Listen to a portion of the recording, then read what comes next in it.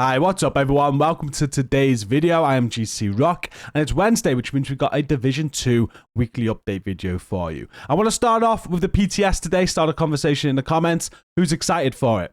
Are you excited? We've had two PTS phases now, phase 1 and phase 2. They're over. We've probably got about 3 weeks to wait until the new season. My guess is that the new season's going to go live as soon as this new throwback event is over, which we will get around to in a few moments. But that ends on Monday, the 27th.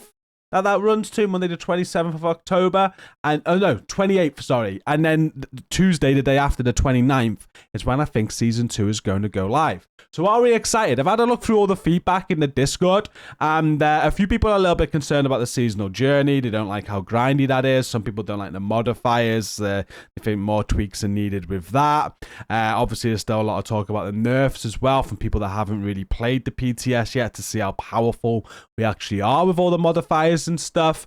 But in general, there's a lot of people excited as well. I've noticed personally, I'm quite excited for the new season since the PTS phase 2 went off and I've turned the game on. I'm kind of like twiddling my thumbs, just wanting season 2 to drop now. It was really fun. I had a ton of fun. Hopefully they will tweak it to make it perfect before it comes out. I think there are still maybe a few more issues, but that's the whole point of the PTS, so we can feedback and get it perfect before it releases, hopefully. And I can't wait for it. I think it's going to be a huge improvement to the game, and it'll keep us more entertained in between content, which is the idea of this. And I don't mind the seasonal journey so much either, and things like that. One thing I did see was a lot of people feeding back about the priority objectives. People were saying how they didn't like how they have added an option to abandon one if you choose one, but then you can only do that once per hour. What if you just had a couple of hours to play, you abandoned one, you got another one that you didn't like, and things like that. So maybe there are a few tweaks needed. I really like the priority objectives though. I think they're really fun.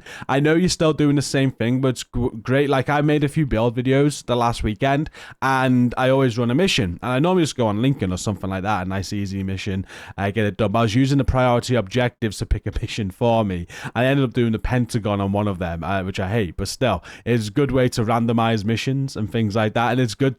They could do a lot more with them, the sort of rewards, and it's quite good aiming for the rewards out of them, like for the modifiers that you're going to need to unlock. It just felt fun. It felt a different way of doing things, even though we're doing the same thing, and it just felt more immersive, more fun, which I think is what their aim was. But let me know in the comments what you think. Are you excited for the new season, especially if you haven't played the PTS on console because you haven't been able to, and if you've been watching us, you've been watching the streams, what do you think? Are you excited? I want to know. Something else that started yesterday was the Throwback Event, which we just touched on a few moments ago. So now on the Division 2 is a Throwback Event. I did a video yesterday explaining exactly how that is going to work. I will link that at the top of the video description if you want to go and check that out. But it's very straightforward. Basically, we've got 20 days of projects. Every 2 days will be a new project, and we'll go through all the first 10 manhunts. So there's 10 projects in total. And it's just going to be the Manhunt Legacy mission. You'll complete that for a guaranteed exotic. So whether you need that exotic or not, it's exotic components or it's an exotic that you need. And better yet, also, it's during global events. There's 5 back-to-back global events that last 4 days each, and you can earn global event stars. And if you go to the global event vendor to use these stars, they've got all the season caches in there from season 1 all the way up to the Agent Kelso season, and you can buy these legacy caches and you can get specific gear. This is really good. I did another video yesterday. If you want, say, like the system corruption gear set, this is like the most random or rarest gear set in the game. It's DZ only. You can get it out of like conflict caches and also DC caches as well, but it's quite hard to get a hold of. Well, right now for the next 20 days this is going to be very easy. You can farm the global events, you can farm stars, you can open these legacy season 1 caches, and they will drop. I opened one yesterday just for the video and got one to drop right away. But you also get the materials for system corruption as well, so you can craft half or more than half. I think it's the mask, chest, holster, and gloves that you can craft, which means you then only have to get the backpack and these, and you've got your full system corruption set, and you can make your build right now. So a great time to get that done if you want, and it's just good. It's good to go back through all these legacy manhunt missions again. I guess some exotics for new players as well if you missed them. It's a real cool event, and as I said earlier, that ends on the 28th, Monday the 28th of October, which leads me to believe that Season 2 with Seasons 2.0 should start the day after on the 29th, fingers crossed, which means 3 weeks yesterday. And just before we get into all the reset stuff, in other news, I finally hit max expertise. Bear in mind, I did main PlayStation before PC, and we got to around, I want to say, level 20 on PlayStation, 2021 maybe, and then we moved to PC and started again, and we don't use watch mules. Like, I've used a couple. I'll hold my hands up, but only for the video content when I've had to make watch mule videos, you guys want to know about watch mules. I cover that information, and then I do spend those watch levels, because why not? But I've only ever used watch mules when I've done those videos. Other than that, this has all been through grinding, which is, it's been fun. It's been very fun. We finally got there, and I'm happy about that. So I'm actually start expertise in some items now. I've expertise my St. Elmo's to full, my Ouroboros to full. I'm sure you guys will try and delete them one day. But yeah, that's that. Should we also get full expertise on PlayStation and Xbox? I might make that one of my goals. But we're going to move into our weekly reset stuff now. Everything is timestamped down below if you just want to see certain bits. We'll start with the weekly activities because we have touched on this. Right now is the end of the season. We've got 5 back-to-back global events that last for 4 days. We're on Shade Exposed right now. Polarity Switch is next, then Hollywood, then Guardians, then Golden Bullet. So we're going to go through all of these global events, and then, as we said, that Golden Bullet will end on the 28th, Monday the 28th, which makes me think after that will be Season 2. If not, it'll sure as hell be very close to that date, I hope. So 3 or 4 weeks tops, I'd say, away from Season 2. As you can tell, I'm very excited. We've got this event to end. And if you just wanted a quick look at how the project looks, you head into your project, you've got your throwback project here. A lot of people did ask me, is this for multiple characters? Could you get the rewards on multiple characters? I did log into my other character, and this project was there for me to do yesterday. Again, I could go and complete that manhunt again, but there's no reward. Before you do this, it says your reward. It tells you you're getting the coyote mask for project 1. That wasn't there in the second character, so I'm not sure if that works like that or not. If anybody's tested it and actually completed on 2 characters, let me know in the comments. I think that'd be great information. You can see I'm 23 hours away from the next one unlocking now, which will be project 2 when that unlocks tomorrow. So moving on to my top picks on this week's vendor reset. It's not a great one. There is one good item, I'd say, but we'll start at the base of operations. This is just an ACR. The reason I recommend this is because I really like the ACR myself. It's got damage to armor on it. Some people prefer that over damage to target out of cover. So if that's one of you, then there's your damage to armor. You can roll whatever talent that you want on it. Once optimized, that'll be a very good ACR if you like that like I do. At the campus settlement, they're selling a Fenris mask. Nothing great, but I'm just thinking for new players, if you are looking to make a build with Fenris in, you can roll crit damage on this over the skill haste. Again, once optimized, it'll be a perfect Fenris mask for you. At the theater settlement, they've got some contractors' gloves on sale this week. Again, new starters. These are some very good gloves.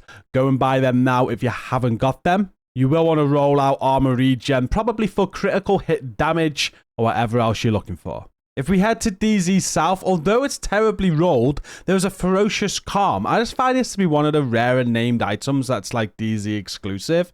You don't see these an awful lot. Well, I don't anyway. So if you want to get these for the collection, it's available for 152 DZ resources this week. I guess Hazard Protection might not be the worst roll, but ideally on my Overwatch build, I'd go crit chance, crit damage. But this is perfect Overwatch. And also ideally, I don't normally go Fenris, to be honest with you, on my Overwatch builds. But if this suits you, buy it this week. And my last pick is DZ West, where there is a very good item. It's probably the best item of the week. It's the Emperor's Guard knee pads. They come with 1% armor regen as their perfect sort of like attribute. And it's got hazard protection on there, which isn't bad for a tank build. Armor regen ain't bad for a tank build either. So this is where you might want to place this. Roll on some armor there. You got yourself some very good Emperor's Guard knee pads. These are 153 DZ resources and again are at DZ West this week. So let's cover the other vendors. We've got Cassie, Mendoza, and Danny Weaver. If we fast travel to my normal place, we're going to go to Dark Zone East Charlie checkpoints. Once there, we're going to spin around and head back out into the light zone. We're not going into the dark zone. We just wanted this checkpoint for this location here, where we're going to find the snitch. He has appeared every single time I have done this reset video since we started redoing them, and I don't think he's here. I think this is the first time. Look at that. He's not here, finally.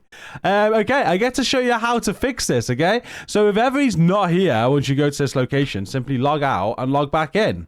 The game will sometimes put you exactly where you logged out. It didn't on this occasion, though. Maybe I wasn't quick enough. Maybe that don't work no more. But anyway, if you log out and back in, you can just go back to the location. And this time, you can see he's there. It's got the green arrow already, so I know he's there this time. So just come here every single time. He's normally there first try. I'm going to say 99%. If you watch these videos every week, he's always there, right? It's the first time he wasn't there. But one log out, one log back in. I came back here. There he is. We've now got Cassie, Mendoza, and we've got Danny Weaver on the map. Cassie is just next to Aaron's Space Museum this week. I'm not going to go and show you her stock because her stock is exactly the same as what the Countdown vendor is and the Clan vendor, I believe, a mix of both. So it's exactly the same. You can also get your Shield Splinterer, Hunter Killer chest piece if you want them and you've done all the hunters.